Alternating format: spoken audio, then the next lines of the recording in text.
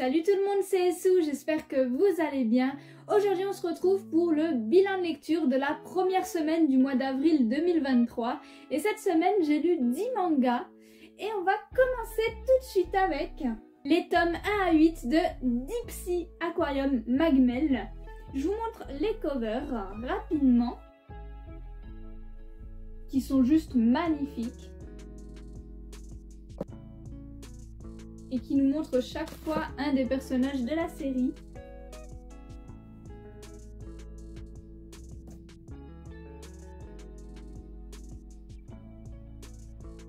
Voilà. Alors, je vous mets le résumé du tome 1 juste ici. C'est édité chez Vega Dupuis, 4 octobre 2018. C'est un seinen et l'œuvre est toujours en cours actuellement. Et écoutez, Deep Sea Aquarium Magmel, ça a été un gros coup de cœur pour moi.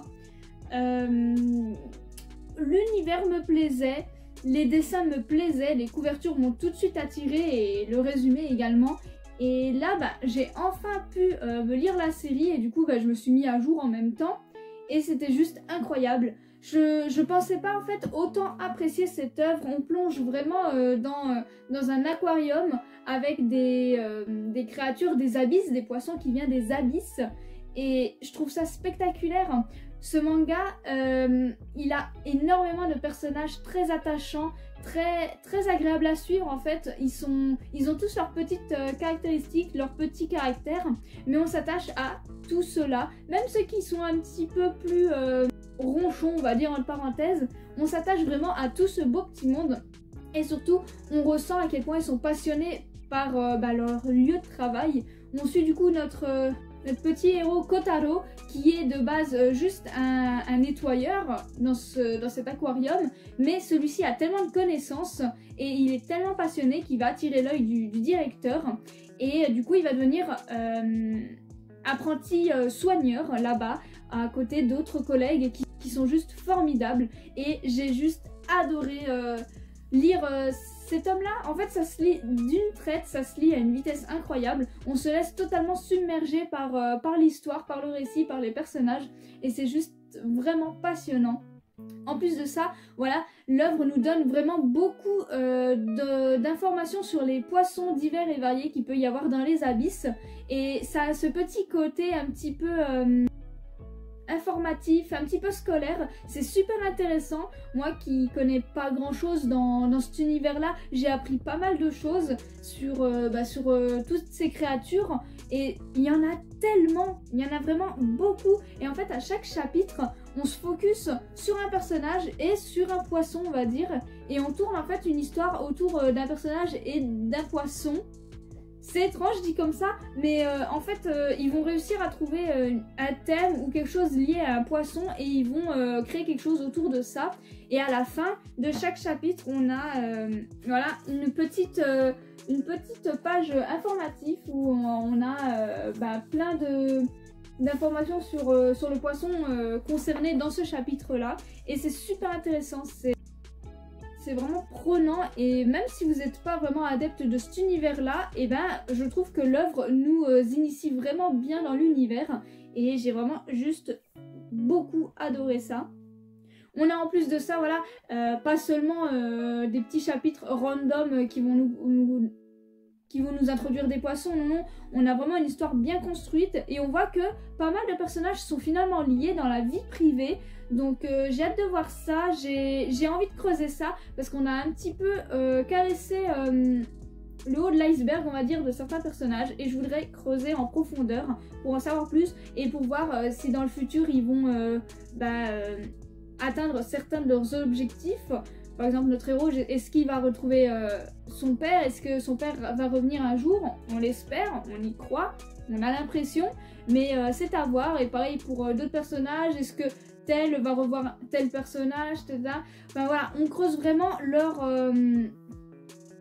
leur histoire à ces personnages, même secondaires, et c'est très intéressant. On a vraiment une œuvre qui est bien construite, bien détaillée sur beaucoup de points, et c'est juste que du plaisir. Et en plus de ça, on a des dessins mais qui sont juste magnifiques. Alors j'imagine pas la version couleur, elle devrait être incroyable, mais même en noir et blanc, on ressent les émotions, on ressent à quel point la beauté des abysses est présente. Du coup, je vous montre quelques pages.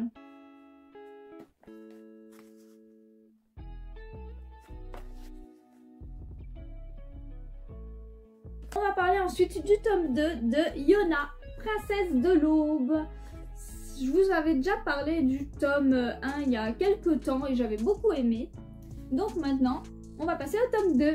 Alors, c'est édité chez Pika le 20 août 2014. C'est un shoujo et l'œuvre est toujours en cours actuellement. Le tome 38 sortira le 19 avril et ça commence à faire beaucoup de tomes. Hein. Pour un shoujo, c'est assez incroyable, je trouve. Mais je pense qu'il en vaut la peine. À voir par la suite, hein, j'espère juste que ça va pas être redondant, tourner en rond ou devenir lassant. Mais pour l'instant, j'en suis qu'au tout début et c'est très plaisant. Alors, dans ce tome 2, on a encore une Yona assez faible, qui parle presque pas, qui est assez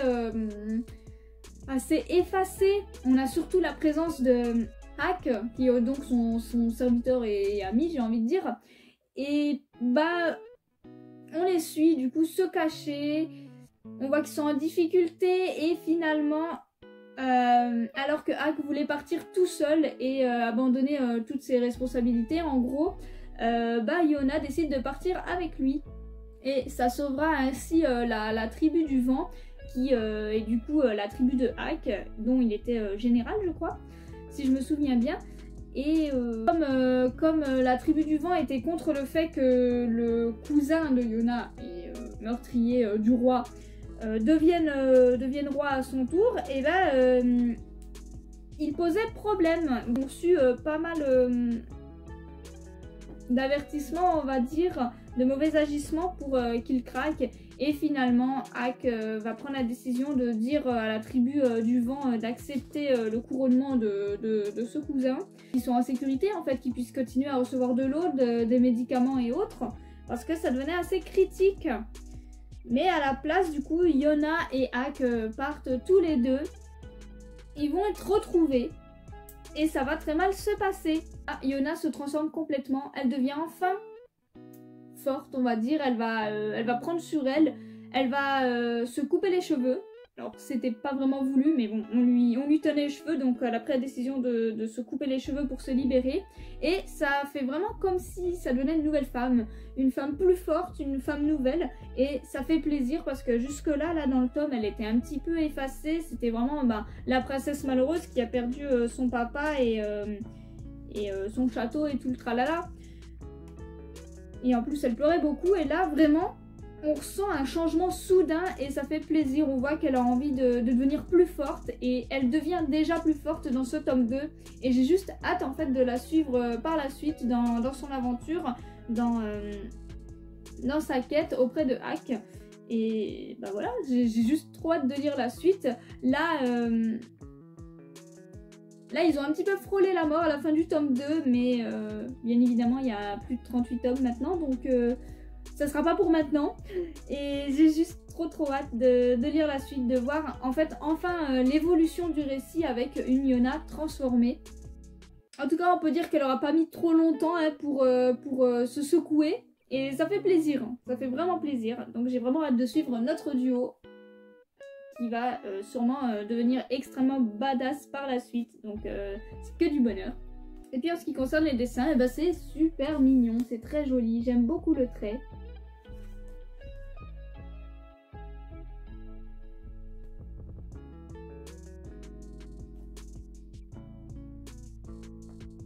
Et pour finir ce bilan lecture de la semaine, j'ai lu le tome 1 de Léviathan, un gros format avec une belle tranche toute noire, trop jolie. Je vous mets le résumé du tome 1 juste ici, c'est édité chez Kiun. Le 6 janvier 2022, c'est un seinen et l'œuvre est en cours actuellement. Le tome 3 sortira le 1er juin, il faut vite que je me prenne le tome 2 qui est déjà sorti parce que c'est trop bien. On a... ça me fait un petit peu penser à un Battle Royale vers la fin du tome 1. On a donc des enfants qui font une sortie scolaire avec des profs dans un vaisseau spatial. Sauf que ça va pas se passer comme prévu. Parce que pendant leur voyage, y a des explosions qui arrivent et qui détruisent une partie de la coque du vaisseau. Et à ce moment-là, c'est la catastrophe parce que il n'y aura ils ont à peine un peu plus de 48 heures pour survivre, parce qu'après il n'y aura plus d'oxygène. Et il n'y a rien pour appeler les secours, c'est totalement la catastrophe. Et on découvre qu'il y a un caisson de cryogénisation. Du coup, quand on rentre dedans, on est un petit peu comme gelé, vous savez, et du coup ça nous garde plus ou moins en vie. Et le problème, c'est que ce caisson, il n'y en a qu'un seul. Et il y a pas mal d'élèves, plusieurs professeurs, il y a pas mal de monde dans ce vaisseau. Et le problème, c'est qu'il y a potentiellement qu'une personne qui peut être sauvée. Un professeur veut bien se le garder rien que pour lui, sauf que 2 élèves vont l'entendre. Et là, ça va être le bazar complet. Ça va être le total bazar. Le prof va finir par mourir. La deuxième prof qui est là va mourir aussi. Et en fait, les gamins, il y a une fille et un garçon. La fille est assez bizarre et très menaçante. Elle incite le petit garçon à ne dire la vérité à personne pour justement pas que ce soit le bazar et que tout le monde panique. Mais le petit garçon, lui, il a envie de le raconter parce que, voilà quoi, c'est qu'un enfant et il a envie de faire partager l'information. C'est parce qu'il n'est pas égoïste au fond. Sauf que voilà, il a plus ou moins de mal à garder le secret et en fait le petit, il écrit tout dans un carnet. Il a un carnet et il écrit absolument tout ce qui se passe. Et le problème, c'est que le carnet va être découvert par les autres élèves et à partir de là, ça va être le bazar complet parce que les élèves se rendent compte qu'ils ne vont pas être sauvés et que le seul moyen de survivre, c'est ce caisson.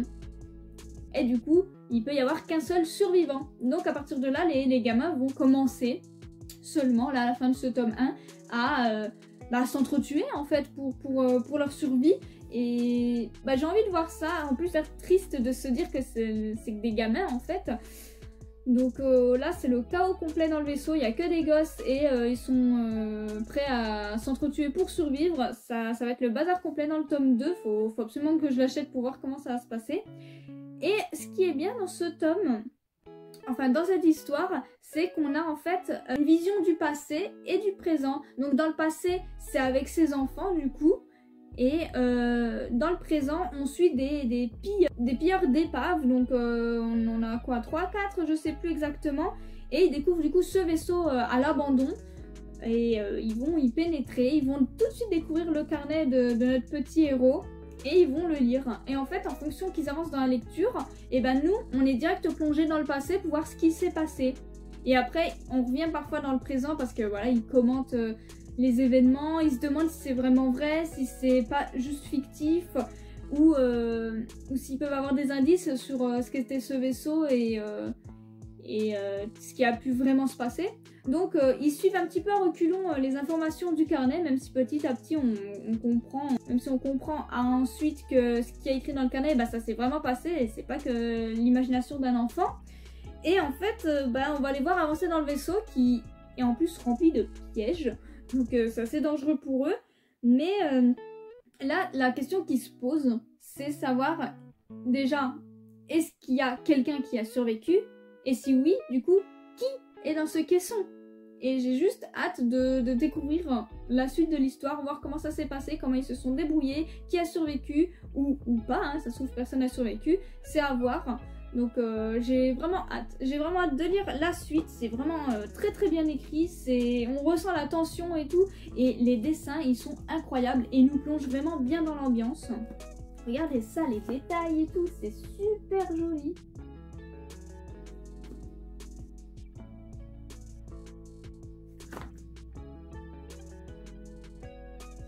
Ainsi que se termine cette vidéo bilan lecture de la semaine, j'espère qu'elle vous a plu. N'hésitez pas à me dire du coup vos lectures de la semaine et si on a des lectures en commun ou non. Vous pouvez également me suivre sur Instagram où je publie toutes mes reviews sur tous les mangas que je vous présente chaque jour ou presque. Et sur ce, passez une bonne journée!